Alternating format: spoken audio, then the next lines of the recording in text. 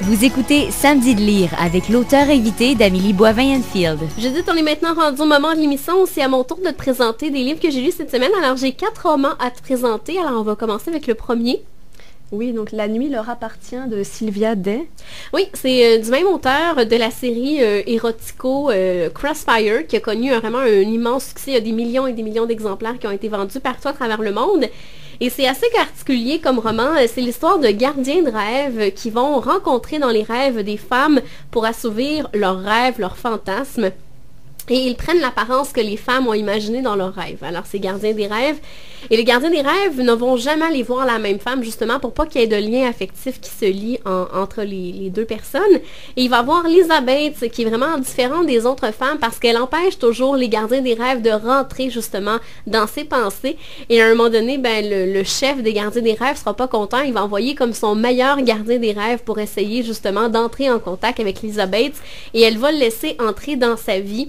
Et bien entendu, tu t'en doutes bien, il va y avoir une petite histoire d'amour, elle va commencer à avoir des sentiments pour lui.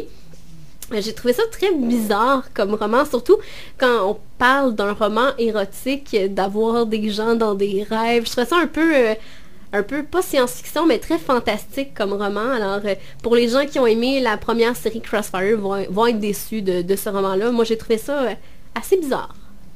Oui, ça a l'air bizarre. Oui, c'est ça.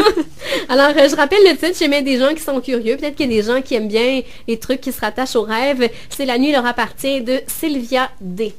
On va y aller avec le deuxième roman. Oublié de Catherine Mackenzie. C'est l'histoire d'Emma, dont la maman vient de mourir. Et avant de mourir, sa mère était une fan d'Afrique. Elle a toujours rêvé d'Afrique. Elle me demandait toujours des cadeaux en lien avec l'Afrique. C'est un pays un pays qui la fascinait vraiment. Et elle a décidé, avant de mourir, d'acheter un billet en première classe pour sa fille, pour qu'elle parte vers l'Afrique, pour qu'elle aille découvrir ce qu'elle n'a pas eu la chance de découvrir avant de mourir. Et sa fille, bien, c'est une avocate qui est réputée. Elle est dans la trentaine, elle travaille pour un grand cabinet d'avocats. Elle est tout près de devenir associée dans le cabinet d'avocats. Et elle travaille avec son amoureux qui s'appelle Craig. Et finalement, tout le monde essaie justement de la convaincre de ne pas partir pour l'Afrique parce qu'elle est sur le point d'obtenir son titre d'associée de la firme d'avocats. Et finalement, elle décide de partir quand même pendant un mois du côté de l'Afrique. Mais finalement, elle va rester là-bas pendant 6 mois parce qu'il va y avoir un énorme tremblement de terre et toutes les communications vont être rompues avec le reste du monde. Et finalement, lorsqu'elle va rentrer au pays, les gens vont penser qu'elle est morte. Alors, on va avoir transféré son appartement à quelqu'un d'autre. Ses comptes bancaires vont être bloqués. Son amoureux va s'être trouvé une nouvelle amoureuse. Alors, sa vie va être complètement chamboulée à jamais. Et la grande question, c'est à savoir si elle veut reconquérir sa vie passée ou si elle veut se bâtir une nouvelle vie. Alors, un très très bon roman de Catherine Mackenzie. Moi, j'aime beaucoup cet auteur-là. C'est son 3e roman. Et ça nous fait réfléchir à savoir que notre vie peut changer en un petit instant. Il peut y avoir beaucoup beaucoup de changements dans une vie, là. Ça a l'air bien intéressant. Oui, j'ai beaucoup aimé ce roman-là. C'est Oublié de Catherine Mackenzie. On y va avec le 3e roman. La sélection naturelle de Sylvie Catherine de Vailly. Oui, alors c'est une enquête de l'inspecteur Jeanne Laberge. On va retrouver dans ce roman-là 4 personnes qui sont décédées. Alors on commence avec une personne qui est un obèse morbide. Alors cet homme-là a fait appel justement à... Il s'est fait attacher l'estomac. Alors il suit un régime super strict. Et lorsque les policiers vont se rendre à la maison, ça va vraiment être dégoûtant comme endroit parce que ça va puer. Et il va avoir plein de boîtes et de bouffe de fast-food. Alors on se demande si l'homme qui est obèse morbide aurait succombé justement à l'envie de vouloir manger de mauvaises choses parce qu'il suit un régime depuis quelque temps. Et finalement, en faisant l'autopsie, on va découvrir ce qui s'est passé, mais je ne le dirai pas. On a aussi une deuxième personne qui est un bébé qui est né prématurément à 31 semaines et finalement l'enfant prend du mieux, va beaucoup mieux depuis quelques jours et finalement l'enfant va mourir de façon soudaine. Alors on se pose des questions. Son médecin justement s'interroge sur la chose parce qu'il y a à peine quelques heures, l'enfant allait super bien.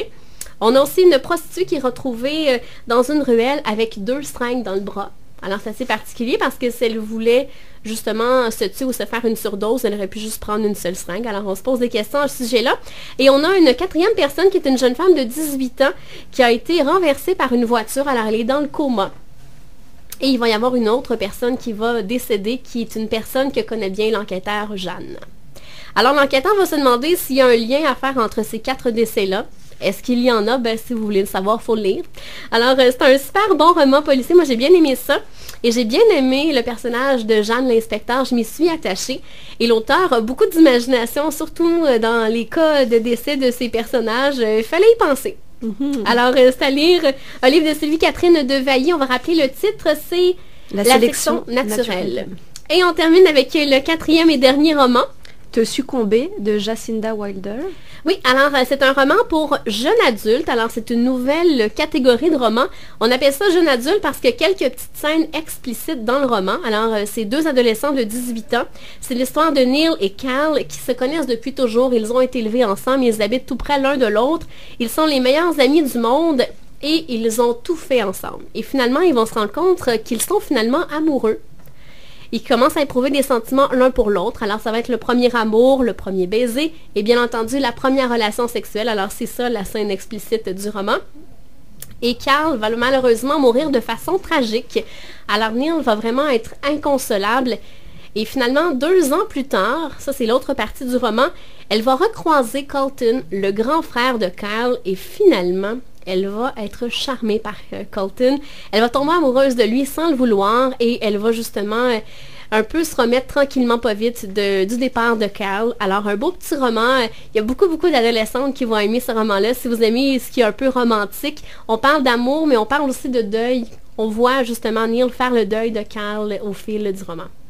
Alors, j'ai bien aimé, c'est de Te succomber de Jacinda Wilder. Ben, merci beaucoup, Judith. On se reparle dans les prochains instants. Ça sera déjà la conclusion de l'émission. Parfait.